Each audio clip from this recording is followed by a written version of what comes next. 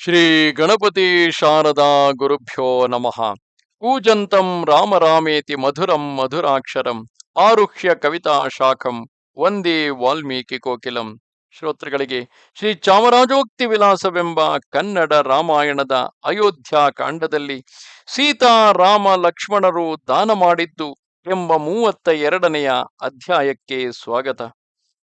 ಆಮೇಲೆ ಲಕ್ಷ್ಮಣನು ಶ್ರೀರಾಮನ ಹಿತೋಪದೇಶವನ್ನು ಕೇಳಿ ಸುಯಜ್ಞ ಮುನೀಶ್ವರನ ಮನೆಗೆ ಹೋಗಿ ಅಗ್ನಿಹೋತ್ರದ ಮನೆಯಲ್ಲಿದ್ದ ಆತನಿಗೆ ನಮಸ್ಕರಿಸಿ, ಸುಯಜ್ಞ ಮುನಿಗಳೇ, ನೀವು ಶ್ರೀರಾಮನ ಮನೆಗೆ ಬಂದು ಆತನ ದುಷ್ಕರ ಕರ್ಮವನ್ನು ನೋಡಿರಿ ಎಂದು ಹೇಳಿದನು. ಸುಯಜ್ಞ ಮುನೀಶ್ವರನು ಸಂಧ್ಯಾವಂದನ ಜಪ ಹೋಮಾದಿ ನಿತ್ಯ ಕರ್ಮಗಳನ್ನು ತೀರಿಸಿಕೊಂಡು ಲಕ್ಷ್ಮಣನ ಸಂಗಡ ಅನೇಕ ಸಂಪತ್ತುಗಳಿಂದ ರಮ್ಯವಾದ ಶ್ರೀರಾಮನ ಅರಮನೆಯನ್ನು ಪ್ರವೇಶಿಸಿದನು.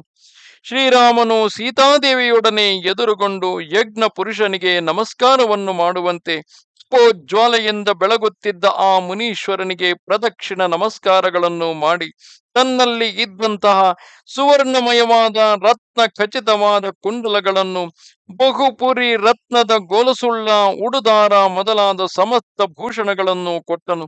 ಮತ್ತು ಸೀತಾದೇವಿಯಿಂದ ಪ್ರೇರಿತನಾಗಿ, ಸುಯಜ್ಞ ಮುನೀಶ್ವರ, ನಿಮ್ಮ ಪತ್ನಿಗೆ ಸೀತಾದೇವಿಯು ತನ್ನ ಆಭರಣಗಳನ್ನು ಕೊಡಲೆಣಿಸಿದ್ದಾಳೆ. ಸೀತೆಯು ಕೊಡುವ ಆಭರಣಗಳನ್ನು ತೆಗೆದುಕೊಂಡು ಹೋಗಿ ನಿಮ್ಮ ಪತ್ನಿಗೆ ಕೊಡಿರಿ ಎಂದನು. ಆಗ ಸೀತಾದೇವಿಯು ಚಿನ್ನದ ಕಿರುಗೆಜ್ಜೆಗಳುಳ್ಳ ಚಿನ್ನದ ಕಾಂಚೀಧಾಮ, ವಿಚಿತ್ರಗಳಾದ ರತ್ನದ ಕಡಗಗಳು, ಹರಳೋಲೆಗಳು, ಕಂಠಮಾಲೆ, ಮೂಗುತಿ ಮೊದಲಾದ ಭೂಷಣಗಳನ್ನು, ರತ್ನ ಖಚಿತವಾದ ಹಾಸು ಮಂಚವನ್ನು, ಹಂಸ ಪಕ್ಷಿಗಳ ತುಬುಟಗಳಿಂದ ಮಾಡಲ್ಪಟ್ಟ ಸುತ್ತಿಗೆಗಳನ್ನು ಆತನ ಪತ್ನಿಗೆ ಕೊಡಹೇಳಿ ಸುಯಜ್ಞ ಮುನೀಶ್ವರನಿಗೆ ಕೊಟ್ಟಳು. ಶ್ರೀರಾಮನು ಆ ಮುನೀಶ್ವರನನ್ನು ಕುರಿತು, ಸುಯಜ್ಞ ಮುನೀಶ್ವರರೇ, ನನ್ನ ಸೋದರ ಮಾವನು ಶತ್ರುಂಜಯವೆಂಬ ಹೆಸರುಳ್ಳ ಉತ್ತಮವಾದ ಮದ್ದಾನೆಯನ್ನು ನನಗೆ ಕೊಟ್ಟನು. ಆ ಆನೆಯನ್ನು 1,000 ಸುವರ್ಣ ನಾಣ್ಯಗಳನ್ನು ನಾನು ನಿಮಗೆ ಕೊಡುತ್ತೇನೆ, ತೆಗೆದುಕೊಳ್ಳಿ ಎಂದನು. ಸುಯಜ್ಞ ಮುನೀಶ್ವರನು ರಾಮ ಲಕ್ಷ್ಮಣ ಸೀತಾದೇವಿಯರು ಕೊಟ್ಟ ವಸ್ತುಗಳನ್ನು ತೆಗೆದುಕೊಂಡು ಅವರಿಗೆ ಅನೇಕ ಆಶೀರ್ವಾದಗಳನ್ನು ಮಾಡಿದನು. ಆಮೇಲೆ ಸಮಸ್ತ ಪ್ರಾಣಿಗಳೊಡನೆಯೂ ಪ್ರಿಯೋಕ್ತಿಗಳನ್ನೇ ನುಡಿಯುತ್ತಿದ್ದ ಶ್ರೀರಾಮನು ಲಕ್ಷ್ಮಣನನ್ನು ನೋಡಿ ಹೀಗೆಂದನು. ಲಕ್ಷ್ಮಣ, ಬ್ರಾಹ್ಮಣೋತ್ತಮರಾದ ಅಗಸ್ತ್ಯನನ್ನು, ಕೌಶಿಕ ಮುನಿಯನ್ನು ಕರೆ ಕಳುಹಿಸಿ ಅವರಿಗೆ ಅನೇಕ ಸಹಸ್ರ ಹಸುಗಳನ್ನು ಕೊಟ್ಟು ಸತ್ಕರಿಸು. ಬಹುಶಃ ಇಲ್ಲಿ ಅಗಸ್ತ್ಯರು ಹಾಗೂ ವಿಶ್ವಾಮಿತ್ರರ ಶಿಷ್ಯರನ್ನು ಕರೆದು ಎಂದು ಇರಬೇಕಿತ್ತೇನು. ಮೇಘಗಳು ಮಳೆಗರೆದು ಪೈರುಗಳನ್ನು ಸಂತೋಷಪಡಿಸುವಂತೆ ಅವರನ್ನು ಸಂತೋಷಪಡಿಸು.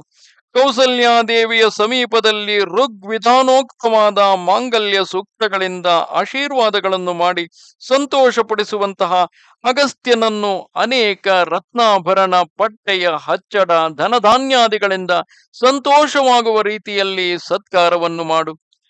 ಚಿತ್ರರಥನೆಂಬ ಸೂತನು ಬಹುಕಾಲದಿಂದ ನಿನ್ನನ್ನು ಆಶ್ರಯಿಸಿಕೊಂಡಿದ್ದನು. ಆತನನ್ನು ಅನೇಕ ರತ್ನಾಭರಣಗಳಿಂದ ಸತ್ಕರಿಸು. ವೇದ ಪರಾಯಣ ಶೀಲನಾಗಿ ವ್ರತ ನಿಯಮಸ್ಥರಾದ ಬ್ರಾಹ್ಮಣರಿಗೆ 1,000 ಹಸುಗಳನ್ನು ಕೊಡು. ನಮ್ಮ ತಾಯಿಯಾದ ಕೌಸಲ್ಯಾದೇವಿಯನ್ನು ಆಶ್ರಯಿಸಿಕೊಂಡಿರುವ ಬ್ರಹ್ಮಚಾರಿಗಳಿಗೆ ಒಬ್ಬೊಬ್ಬರಿಗೆ 1,000 ವರಹಗಳನ್ನು ಲೆಕ್ಕ ಮಾಡಿ ಆ ದೇವಿಗೆ ಸಂತೋಷವಾಗುವಂತೆ ಕೊಡು ಎಂದು ಬ್ರಹ್ಮದೇವನು ದೇವೇಂದ್ರನಿಗೆ ಆಜ್ಞಾಪಿಸುವಂತೆ ಲಕ್ಷ್ಮಣನಿಗೆ ಅಪ್ಪಣೆಯನ್ನು ಕೊಟ್ಟನು. ಲಕ್ಷ್ಮಣನು ಆತನ ಆಜ್ಞೆಯನ್ನು ಶಿರಸ ವಹಿಸಿ ಬ್ರಾಹ್ಮಣೋತ್ತಮರಿಗೆ ಅನೇಕ ದ್ರವ್ಯ ವಸ್ತು ವಾಹನಗಳನ್ನು ಕೊಟ್ಟನು. ತಾವು ವನವನ್ನೈದುವುದನ್ನು ಕಂಡು ದುಃಖಾತಿಶಯದಿಂದ ಕಣ್ಣೀರನ್ನು ಬಿಡುತ್ತಿದ್ದ ಊಳಿಗದವರಿಗೆ ಅನೇಕ ದ್ರವ್ಯಗಳನ್ನು ಕೊಟ್ಟನು. ತಮ್ಮ ಅರಮನೆಗಳು ಶೂನ್ಯವಾಗದಂತೆ ಆಪ್ತ ಜನರಿಗೆ ಅನೇಕ ದ್ರವ್ಯ ವಸ್ತು ವಾಹನಗಳನ್ನು ಕೊಟ್ಟು ಅರಮನೆಗಳನ್ನು ಕಾದುಕೊಂಡಿರುವಂತೆ ಕಟ್ಟು ಮಾಡಿದನು. ಮನೋವ್ಯಥೆಯಿಂದಿದ್ದ ಪುರಜನರನ್ನು ಸಂತವಿಟ್ಟನು. ಬೊಕ್ಕಸದವರನ್ನು ಕರೆದು ಅವರಲ್ಲಿದ್ದ ದ್ರವ್ಯವೆಲ್ಲವನ್ನು ತರಿಸಿ ಪರ್ವತಾಕಾರವಾಗಿದ್ದ ಆ ದ್ರವ್ಯರಾಶಿಯನ್ನು ನೋಡಿ ಸಂತೋಷಪಟ್ಟು ಬ್ರಾಹ್ಮಣರಿಗೆ ಕೊಡುತ್ತಿದ್ದನು. ಆ ಸಮಯದಲ್ಲಿ ಗಾರ್ಗ್ಯನ ಮಗನಾದ ತ್ರಿಚಟನೆಂಬುವನು ಗುದ್ದಲಿ ನೇಗಿಲುಗಳನ್ನು ಸಂಪಾದಿಸಿಕೊಂಡು ಕಾಡು ಮೇಡುಗಳನ್ನು ಸುತ್ತುತ್ತಾ ತನ್ನ ಸಂಸಾರ ಸ್ಥಿತಿಯನ್ನು ನಡೆಸುತ್ತಿದ್ದನು. ಅವನು ವೃದ್ಧನಾಗಿದ್ದನು. ಆತನ ಪತ್ನಿಯು ತನ್ನ ಎಳೆಯ ಮಕ್ಕಳನ್ನು, ವೃದ್ಧನಾದ ತನ್ನ ಪತಿಯ ಕಾರ್ಪಣ್ಯವನ್ನು ನೋಡಲಾರದೆ ಶ್ರೀರಾಮನು ಬಹಳವಾಗಿ ದ್ರವ್ಯದಾನ ಮಾಡುತ್ತಲಿರುವುದನ್ನು ಕೇಳಿ ಅತಿ ದಾರಿದ್ರ್ಯದಿಂದ ನೊಂದವಳಾಗಿ ಆ ಬ್ರಾಹ್ಮಣನನ್ನು ಕುರಿತು, ಸ್ವಾಮಿ, ಈ ಗುದ್ದಲಿ ನೇಗಿಲುಗಳನ್ನು ಸಾಕು ಮಾಡಿ ಧರ್ಮಿಷ್ಠನಾದ ಶ್ರೀರಾಮನನ್ನು ಕಂಡೆಯಾದರೆ ನಮ್ಮ ಇಷ್ಟಾರ್ಥವು ಕೈಗೂಡುವುದು ಎಂದು ಹೇಳಿದಳು. ಆಕೆಯ ಮಾತನ್ನು ಕೇಳಿ ತ್ರಿಜಟನೆಂಬ ಆ ಬ್ರಾಹ್ಮಣನು ಹರಕು ಹೊದಿಕೆಯನ್ನೇ ಹೊದ್ದುಕೊಂಡು ತನ್ನ ಪತ್ನಿಯನ್ನು ಮಕ್ಕಳನ್ನು ಕರೆದುಕೊಂಡು ಶ್ರೀರಾಮನ ಅರಮನೆಯ ಒಳಗೆ ಹೋದನು. ಬೃಹಸ್ಪತಿ ಶುಕ್ರಾಚಾರ್ಯರಿಗೆ ಸಮಾನವಾದ ತೇಜಸ್ಸುಳ್ಳವನಾದ್ದರಿಂದ ತ್ರಿಜಟ ಮುನೀಶ್ವರನನ್ನು 4-5 ಅಂತರದ ಬಾಗಿಲುಗಳಲ್ಲಿಯೂ ದ್ವಾರಪಾಲಕರು ತಡೆಯಲಿಲ್ಲ. ಆತನು ಶೀಘ್ರದಲ್ಲಿ ಅಂತಃಪುರದಲ್ಲಿದ್ದ ಶ್ರೀರಾಮನನ್ನು ಕಂಡು ಆತನನ್ನು ಕುರಿತು, ಶ್ರೀರಾಮ, ನಾನು ಮಹಾ ದರಿದ್ರನಾದವನು. ವನದಲ್ಲಿ ಅಯಾಚಿತ ವ್ರತವನ್ನು ಮಾಡಿಕೊಂಡಿದ್ದೆನು. ಈಗ ವೃದ್ಧನಾದೆನು. ಆದ್ದರಿಂದ ದೇಹಶ್ರಮವನ್ನು ಪಡಲಾರೆನು. ನನ್ನ ಅವಸ್ಥೆಯನ್ನು ನೋಡು ಎಂದು ಬಿನ್ನಹ ಮಾಡಿದನು. ಶ್ರೀರಾಮನು ಆತನ ಕಾರ್ಪಣ್ಯಾವಸ್ಥೆಯನ್ನು ಕಂಡು ವಿನೋದಾರ್ಥವಾಗಿ, ಎಲೈ ಬ್ರಾಹ್ಮಣನೇ, ನಿನ್ನ ಕೈಯಲ್ಲಿರುವ ಕೋಲನ್ನು ಬಲವಾಗಿ ಎಸೆದರೆ ಅದು ಎಷ್ಟು ದೂರ ಹೋಗುವುದೋ ಅದುವರೆಗೆ ಇರುವ ಹಸುಗಳೆಲ್ಲವನ್ನೂ ನಿನಗೆ ಕೊಡುತ್ತೇನೆ ಎಂದು ನುಡಿದನು. ಆ ಬ್ರಾಹ್ಮಣನು ತಾನು ಹೊದ್ದಿದ್ದ ಹೊದಿಕೆಯನ್ನು ಶೀಘ್ರದಲ್ಲಿ ನಡುವಿಗೆ ಸುತ್ತಿಕೊಂಡು ಅತಿ ಹರ್ಷದಿಂದ ತನ್ನ ಶಕ್ತಿ ಮೀರಿ ಕೈಯಲ್ಲಿದ್ದ ಕೋಲನ್ನು ಬೀಸಿದನು. ಆ ಕೋಲು ಸರಯೂ ನದಿಯನ್ನು ದಾಟಿ ಅನೇಕ ಗೋವುಗಳ ಹಿಂಡಿನ ಗೂಳಿಗಳ ಸಮೀಪದಲ್ಲಿ ಬಿತ್ತು.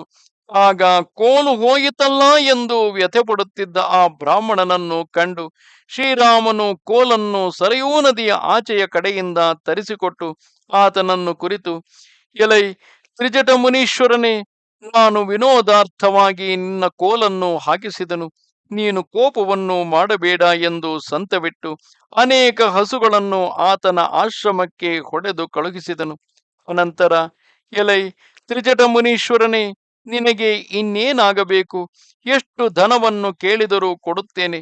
ಈ ವಿಷಯದಲ್ಲಿ ನನ್ನ ಸತ್ಯವೇ ಸಾಕ್ಷಿ. ನಿನಗೆ ಸಂಕೋಚವು ಬೇಡ. ನಿನಗೆ ಬೇಕಾದಷ್ಟು ದ್ರವ್ಯವನ್ನು ಕೇಳು. ನಾನು ಸಂಪಾದಿಸಿದ ದ್ರವ್ಯವನ್ನು ನಿನಗೆ ಕೊಟ್ಟೆನಾದರೆ ಕೃತಾರ್ಥನಾಗುವೆನು ಎಂದು ನುಡಿದನು. ತ್ರಿಜಟ ಮುನೀಶ್ವರನು ತನಗೆ ಬೇಕಾದಷ್ಟು ದ್ರವ್ಯವನ್ನು, ಹಸುಗಳನ್ನು ತೆಗೆದುಕೊಂಡು ಮಹಾತ್ಮನಾದ ಶ್ರೀರಾಮನಿಗೆ ಅನೇಕ ಆಶೀರ್ವಾದಗಳನ್ನು ಮಾಡಿದನು. ಹೀಗೆ ಶ್ರೀರಾಮನು ತಾನು ಧರ್ಮ ಮಾರ್ಗದಿಂದ ಸಂಪಾದಿಸಿದ ದ್ರವ್ಯವನ್ನು ಅನೇಕ ಬ್ರಾಹ್ಮಣರಿಗೂ ಮಿತ್ರ ಜನಗಳಿಗೂ ಕೊಟ್ಟನು. ಆಗ ಆತನ ಊಳಿಗದವರೊಳಗಾಗಲಿ ಆಶ್ರಯಿಸಿದ್ದವರಲ್ಲಾಗಲಿ ಒಬ್ಬರಾದರೂ ದರಿದ್ರರಾಗಿ ಉಳಿಯಲಿಲ್ಲ. ಅವರೆಲ್ಲರೂ ಸಂಭ್ರಮದಿಂದಲೂ ಸನ್ಮಾನಗಳಿಂದಲೂ ನಿತ್ಯಾನಂದ ಭರಿತರಾದರು. ಇಲ್ಲಿ ಗಮನಿಸಿದರೆ ಶ್ರೀರಾಮನು ತನ್ನಲ್ಲಿದ್ದ ಎಲ್ಲ ಧನ ಕನಕ ವಸ್ತುಗಳನ್ನು, ತಾನು ಧರ್ಮದಿಂದ ಸಂಪಾದಿಸಿದ್ದ ಸಮಸ್ತವನ್ನು ಬ್ರಾಹ್ಮಣರಿಗೂ ಮತ್ತಿತರ ಯಾಚಕರಿಗೂ ಕೊಟ್ಟು ಬಿಡುತ್ತಾನೆ. ಇಲ್ಲಿ ಬ್ರಾಹ್ಮಣರೆಂದರೆ ಸ್ವಾರ್ಥರಹಿತರಾಗಿ ಯಾವ ಆಶಯವನ್ನೂ ಇಟ್ಟುಕೊಳ್ಳದೆ ಲೋಕಹಿತಕ್ಕಾಗಿಯೇ ಕೆಲಸ ಮಾಡುವವರು.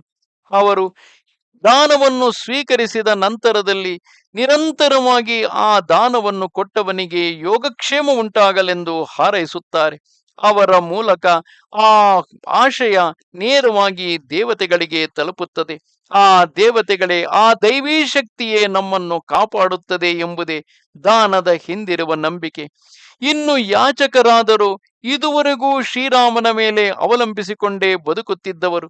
ಆದರೆ ಈಗ ಶ್ರೀರಾಮನೇ ಹೊರಟು ಹೋದರೆ ತಮ್ಮ ಗತಿಯೇನು ಎಂದು ಹಂಬಲಿಸುತ್ತಿರುವಾಗ ಶ್ರೀರಾಮನು ಅವರೆಲ್ಲರಿಗೂ ಮನಸ್ತೃಪ್ತಿಯಾಗುವಷ್ಟು ಧನ ಧಾನ್ಯಗಳನ್ನು ಕೊಟ್ಟಾಗ ಅತ್ಯಂತ ಆನಂದದಿಂದ ಮನಃಪೂರ್ವಕವಾಗಿ ಶ್ರೀರಾಮನನ್ನು ಹಾರೈಸುತ್ತಾರೆ.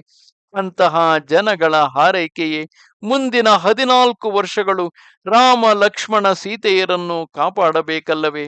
ಹಿಂತಿರುಗಿ ಬಂದ ಮೇಲೆ ಬಲ ಶಕ್ತಿಗಳಿದ್ದವನು ಧನಕನಕಗಳನ್ನು ಪುನಃ ಗಳಿಸಲು ಶ್ರಮ ಪಡಬೇಕೆ?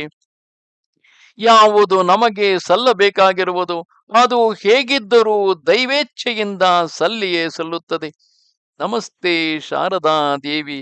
ಕಾಶ್ಮೀರ ಪುರವಾಸಿನಿ ತ್ವಾಮಹಂ ಪ್ರಾರ್ಥಯೇ ನಿತ್ಯಂ ವಿದ್ಯಾದಾನಂಚ ದೇಹಿಮೆ. ನಮಸ್ಕಾರ.